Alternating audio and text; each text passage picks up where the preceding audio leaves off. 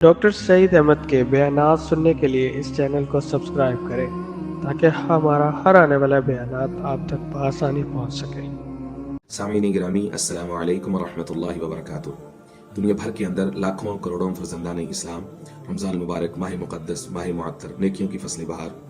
اس کو اپنے صیام کے ذریعے سے، قیام کے ذریعے سے شاندار بنا رہے ہیں، اور یہ دوسرا عشرہ اپنے اختتام کی جانب گامزن ہے، اور لاکھوں کروڑوں مسلمانان عالم اس وقت لیلۃ القدر، شب برات یا شب قدر کے انتظار میں ہیں۔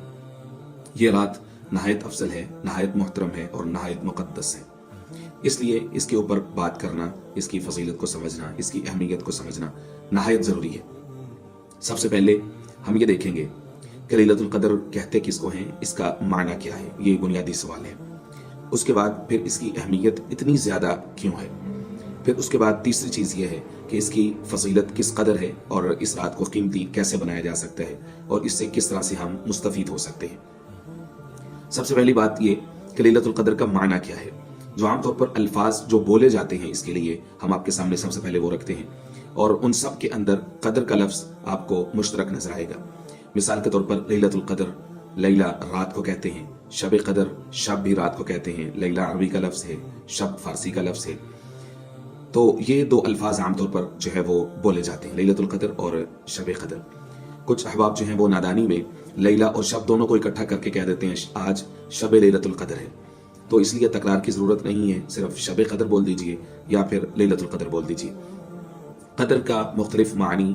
علماء، مفسرین اکرام رحمہ اللہ اور محدثین نے بیان فرمائے ہیں کہ اس کو شب قدر یا لیلۃ القدر کہتے کیوں ہیں۔ زیادہ تر مفسرین اکرام رحمہ اللہ اس بات پر اتفاق رکھتے ہیں کہ جو قدر ہے اس کا مطلب ہوتا ہے عزت اور شرافت، تو لہٰذا چونکہ یہ وہ رات ہے کہ جس کے اندر قرآن مجید نازل ہوگا، تو یقیناً یہی عزت اور شرافت والی رات ہے، اور اس سے بڑھ کر کے کوئی شرف نہیں ہو سکتا۔ سورۃ البقرہ کے اندر ہم نے سیکھا، جس میں رب العزت نے فرمایا شہر رمضان الذی انزل فیہ القرآن، کہ یہ رمضان مبارک کا مہینہ ہے جس کے اندر ہم نے قرآن مجید کو نازل کیا۔ وہاں پہ شہر کا لفظ ہے کہ پورا مہینہ، لیکن جب ہم سورۃ دخان سورہ نمبر 44 میں پہنچتے ہیں تو وہاں پر اس کی آیت نمبر 4 یہ کہتی ہے حامیم والکتاب المبین انا انزلناہ فی لیلۃ مبارکۃ انا کنا منذرین فیہا یفرق کل امر حکیم۔ آیت نمبر 3 کے اندر یہ آ گیا کہ ہم نے اس کو مبارک رات کے اندر نازل کیا ہے۔ امام المفسرین، صحابہ اکرام میں سے سب سے زیادہ تفسیر کا علم رکھنے والی جو شخصیت ہیں، یعنی سیدنا عبداللہ بن عباس رضی اللہ تعالیٰ عنہ، وہ یہ فرماتے ہیں کہ یہاں پہ جو لیلہ مبارکہ ہے، یہاں سے مراد یہی لیلۃ القدر ہے یا شب قدر ہے، اور اس کی عزت کی وجہ وہاں پر ایک اور بھی بیان کی گئی، فیہا یفرق کل امر حکیم، یعنی سیدنا عبداللہ بن عباس رضی اللہ تعالیٰ عنہ کے نزدیک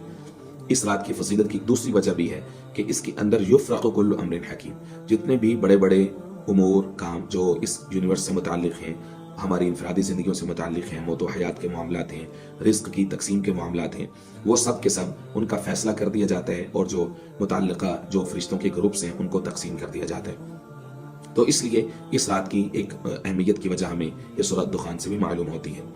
اور فتح الباری کے اندر یہ لکھا ہے کہ جو قدر ہے اس کا مطلب تنگی کے ہیں۔ تنگی اب کس معنی میں ہے، تو لیلۃ القدر کے اندر کیا تنگی ہوتی ہے، تو اس کی وجہ حضرت الشیخ نے یہ لکھی ہے کہ یہاں پر جو لیلۃ القدر کی جو تعیین ہے، یعنی وہ اسپیسیفک نائٹ کون سی ہے، ادھر 21 ہے، 23 ہے، یا 25 ہے، 27 ہے، یا 29 ہے، اٹس ویری مچ اوپن، تو اس کی تعیین کے اندر تنگی موجود ہے، یعنی ہم کوئی خاص گیس نہیں لگا سکتے کہ بھئی یہی رات ہے کہ جس کے اندر جو ہے نا وہ صرف ہمیں جاگنا ہے۔ تو اس کی ایک تعیین کے اندر ایک طرح کی تنگی موجود ہے، اس لیے اس کا معنی تنگی بھی ہے، لیکن بہرحال عزت و شرافت کا معنی ہو یا تنگی کا معنی ہو، میسج کلیئر ہے، اور وہ یہی ہے کہ مسلمانان عالم کو چاہیے کہ اس رات کو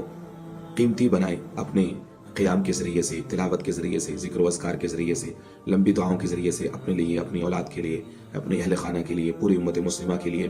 لمبی لمبی خیر کی دعائیں مانگیں، لمبے سجود کریں اور توبہ اور استغفار پڑھیں۔ خاص طور پر جو اس وقت امت مسلمہ کی جو صورتحال ہے کہ دنیا بھر کے ہر کونے کنارے کے اندر مختلف انداز میں مسلمانوں پر جو عالمی طاقتیں ہیں، کفار ہیں، جس طرح سے شکنجہ گاڑے ہوئے ہیں اور ظلم و جبر کی چکی میں مسلمان پس رہا ہے۔ ہمارے ساتھ ہی بارڈر کے پرلی طرف हिंदुस्तान के अंदर करोड़ों मुसलमान जिस तकलीफ जिस तंगी का शिकार हैं, उनकी इस तंगी से रिहाई के लिए दुआ करें, उनकी ज़िंदगियों के तहफ़्फ़ुज़ के लिए दुआ करें। अभी हाल ही में इसी रमज़ान मुबारक के अंदर दिल दहला देने वाले वाक़यात पेश आए हैं और जिस पर दिल जो है वो शुक्र से मामूर है। अपने बड़ों के लिए बहुत दुआएं निकलती हैं कि जिन्होंने तख्लीक़ी पाकिस्तान का फ़ैसला किया था और हम जैसे भी हैं मुआशी तौर पर बदहाल से ही आलमी ताकत के शिकंजे में हैं, एक नए अंदाज के अंदर उन्होंने हमें जकड़ रखा है। लेकिन कम अज़ कम ये है कि हम जो अपने दीन की जो बुनियादी उमूर हैं, इबादत हैं, उनके अंदर हम आज़ाद हैं। कलिमा हक़ बुलंद करने में हम आज़ाद हैं। अल्हम्दुलिल्लाह सुम्मा अल्हम्दुलिल्लाह। ये रब्बुल इज़्ज़त का बड़ा करम हुआ। रमज़ान मुबारक के अंदर हिंदुस्तान में जो दिल दहला देने वाले वाक़यात पेश आए कि दिल छलनी कर दिया उन तस्वीरों ने जो सरहद पार से हमें सामने आई। उनमें से एक ये है कि जुमा की नमाज हो रही है दिल्ली के अंदर और जो कि हिंदुस्तान का दारुल हुकूमत है, कहने को सेकुलर है, लेकिन जब से बीजेपी की सरकार आई है, मोदी हुकूमत आई है, ये फासिस्ट उनके टैक्टिक्स हैं, नाजी टैक्टिक्स हैं कि जिसमें अक़लियतों के ऊपर अरसा हयात तंग कर दिया गया है। ख़ास तौर पर जिस कस्मा पुरसी के आलम में वहाँ के मुसलमान हैं, अल्लाह रब्बुल इज़्ज़त उनकी खसूसी मदद फरमाए और जो हिंदू टेररिस्ट हैं, जो फासिस्ट हैं, जो दहशतगर्द हैं, उनके शिकंजे से उनको आज़ादी दिलाए। नमाज जुमा हो रही है और उस दौरान मुसलमान सजदे के आलम में हैं, सजदे से उठ रहे हैं और उस दौरान हिंदू दहशतगर्द यूनिफॉर्म के अंदर इंडिया की पुलिस उनको धक्के मारती है, ठुड्डे मारती है और नमाज ख़त्म करने का कहती है। ये इंतहाई दिलदोज़ मनाजिर देखने को मिले जो दुनिया भर के अंदर देखे गए और सोशल मीडिया के ज़रिए से वायरल हुए। लेकिन क्या कीजिए कि दुनिया के दोहरे मायारात हैं और उनको सिर्फ हिंदुस्तान की इकॉनमी से चूँकि फ़ायदा मिलता है तो इसलिए वो इस मामले में उनको इंसानी हकूक़ याद नहीं आते क्योंकि यहाँ पर पिसने वाला मुसलमान है। उसी तरह की मुजरिमाना खामोशी जो अमेरिका और यूरोप और इनकी जो NGOs और इनकी इंसानी हकूक़ की तंजीमें रवा रखती हैं फ़लस्तीन के मामले में, वही कश्मीर के मामले में है और वही अमूमी तौर पर हिंदुस्तान के मुसलमान जो जुल्म जबर के अंदर पिस रहा है उसी के मामले में उनकी मुजरिमाना खामोशी है। इसी तरह से एक वाक़या ये पेश आया कि एक हॉस्टल के अंदर कुछ नौजवान मुसलमान तलबा जो कि क़ियामुल लैल परफॉर्म कर रहे थे, तरावी परफॉर्म कर रहे थे, उनके ऊपर जिस तरह से बीजेपी के दहशतगर्दों ने, हिंदू टेररिस्ट ने जिस तरह से उनके ऊपर हमला किया, उनको कील लगे डंडों से मारा और उन पर तशद्दुद किया और उसके ऊपर मोदी हुकूमत और बीजेपी हुकूमत जिस तरह से खामोश रही। और इसी तरह से अभी गुज़िश्ता दिनों होली के अंदर जिस तरह से एक मुसलमान नौजवान अपनी घर वालों को साथ लेकर के मोटरसाइकिल के ऊपर से गुजर रहा था और जिस तरह से वहाँ पे नौजवान हिंदू दहशतगर्द उन्होंने उनके ऊपर रंग फेंके और इसी तरह से जो नौजवान मोटरसाइकिल चला रहा था उसके चेहरे के ऊपर स्याह रंग फेंका। उससे मालूम होता है कि किस कदर हिंदुस्तान का मुसलमान जबर के अंदर है, तसल्लुत के अंदर है। अगरचे वो बेचारे जाहिर तो यही कहेंगे, हम उनकी मजबूरी समझते हैं, वो हरगिज़ वो इस तरह की आज़ादी की बात नहीं कर सकते क्योंकि वो हिंदुओं के जबर के अंदर है और उनको यही कहना पड़ता है कि हम हिंदुस्तान में खुश हैं। अब जाहिर है कि उनको अपनी पूरी ज़िंदगी, अपनी आने वाली नस्लों तक की उनको खुद को हिंदुस्तानी ही साबित करना है, चाहे उसके लिए इस्लाम से एक स्टेप पीछे क्यों ना हटना पड़े, खुद को सेकुलर क्यों ना डिक्लेयर करना पड़े, ये उनकी मजबूरी है। हम उनके लिए सिर्फ अल्लाह रब्बुल इज़्ज़त की तरफ से खास नुसरत और मदद की दुआ कर सकते हैं और यकीनन लैलतुल क़द्र यही कबूलियत वाली रात है जिसमें हम न सिर्फ हिंदुस्तान के मुसलमानों के लिए, मकबूजा कश्मीर के मुसलमानों के लिए और दुनिया भर के मुसलमानों के लिए आज़ादी की और ख़ास नुसरत इलाही की दुआ मांगेंगे।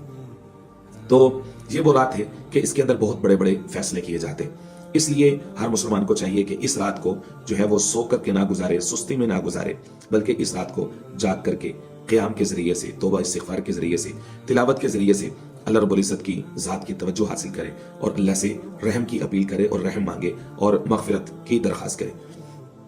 ये रात कितनी कीमती है इसके लिए हम देख सकते हैं, सूरतुल क़द्र है कुरान मजीद की सूरा 30वें पारे के अंदर, बड़ी मशहूर सूरा है, छोटी सूरा है। इसमें रब्बुल इज़्ज़त ये फरमाते हैं, इन्ना अंज़लनाहु फ़ी लैलतिल क़द्र, बेशक हमने इसको यानी कुरान मजीद को हमने लैलतुल क़द्र में नाजिल किया है। वमा अदराका मा लैलतुल क़द्र, और आपको क्या मालूम कि लैलतुल क़द्र क्या है, उसकी शान कितनी ज्यादा है, या उसमें हमने बंदे मोमिन के लिए क्या इनामात रखे। फिर फरमाया लैलतुल क़द्र खैरुम मिन अल्फ़ि शहर, कि इसकी ये जो एक रात है ये बेहतर है 1000 महीनों से। अब 1000 महीने कितने होते हैं?